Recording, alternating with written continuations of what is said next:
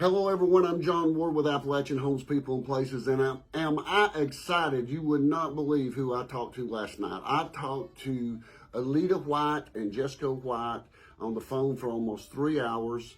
I couldn't believe I tracked them down.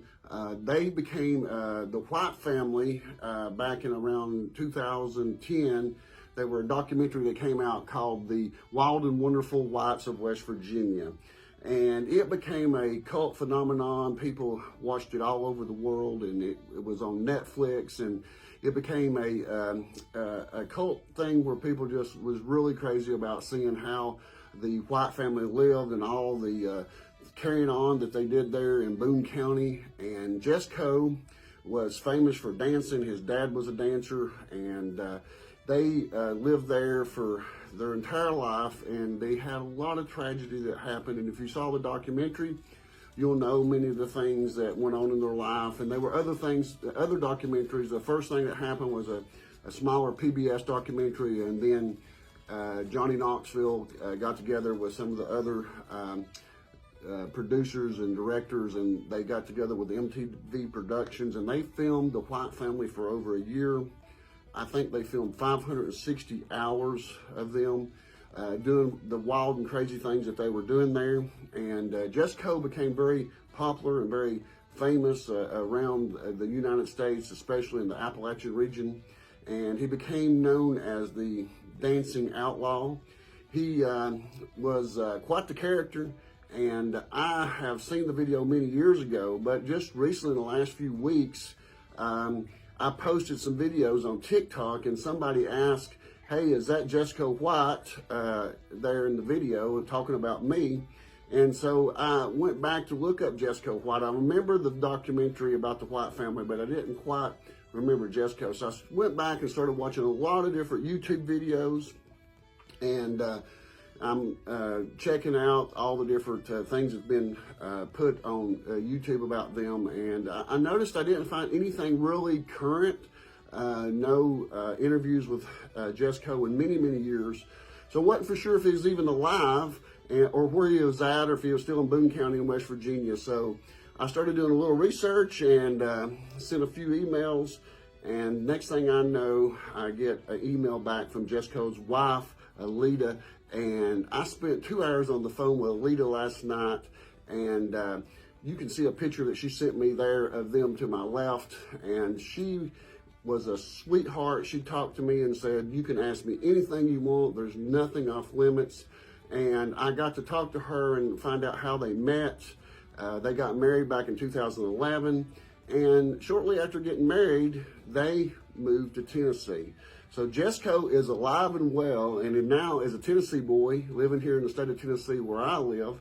And so, you know what, my question was, hey, I'd like to do a documentary, come down and interview Jesco and see where he's at now and what he's doing and what you all are doing as a couple.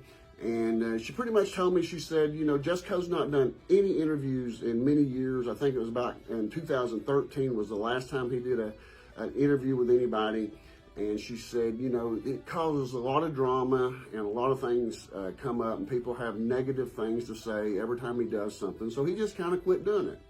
And so, you know, I got to spend some time getting to know her, and her getting to know me a little bit. And, I guess she had checked out some of the videos that I've been doing, and she gave me a call. And so we're in the talks about me going down and videotaping where they live there down below Nashville, Tennessee, and maybe spending a couple of days. And I told her, I said, let me do a little interview here with you and a little video clip on my Facebook page, and let people see, what's going on. Let me tell them a little bit about you and Jesco. And Leoma was just a sweetheart, and she talked about how they met. Leoma had seen the documentary on Netflix and started talking to Jesco's sister, and they become kind of friends on the phone.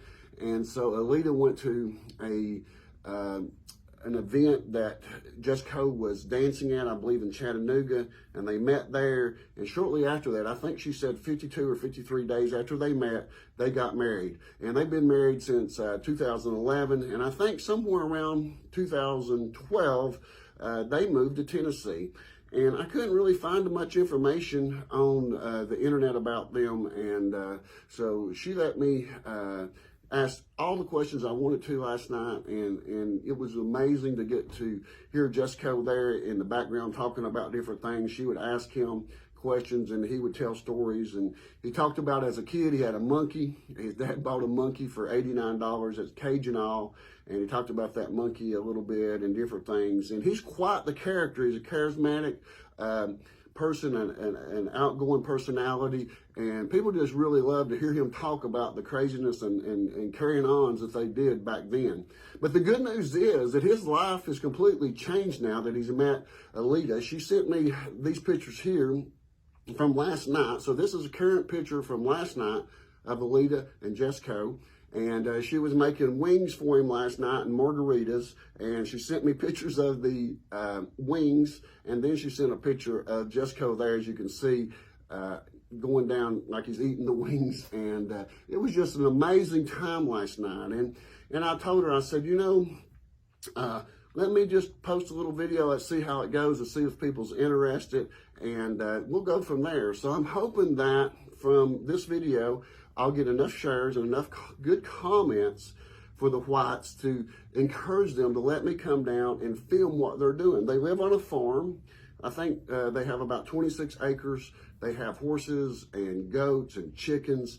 And Jesco now makes wood burning art. He takes wood and burns pictures into it and sells that on his Facebook page, or I think probably you can click on the Facebook page and then go to the website. I think it's called jesconation.com, and you can order pictures, signed pictures, t-shirts, and these wood burnings art that he's done himself. And Alita will take a picture of him holding that piece of art that he's wood burnt on there, and take a picture of him holding it, and then send the wood burning and the picture to whoever who's purchased that. And that's what he does now. During the day, he's sitting around and doing wood burning. So he's come a long ways. I think that Alita has really got him away from all the craziness that was going on there in West Virginia, brought him to Tennessee, where her dad lived at the time, and they've been there ever since. And it seems like they're having a wonderful life here in Tennessee, and I'd love to go down and see them. So if you would, share this video, make a comment, as long as it's a positive comment. If you have anything negative to say, you will get banned from the page. So, you know, I've always been told, if you don't have anything positive to say, don't say anything at all. So leave a comment for Alita and Jesco and tell them, say, hey, let John come down and videotape you all and let the world know what's happened to Jessico White and where he's been at for the last 10 years. And we'll be hoping that that'll work to encourage them to let me come down.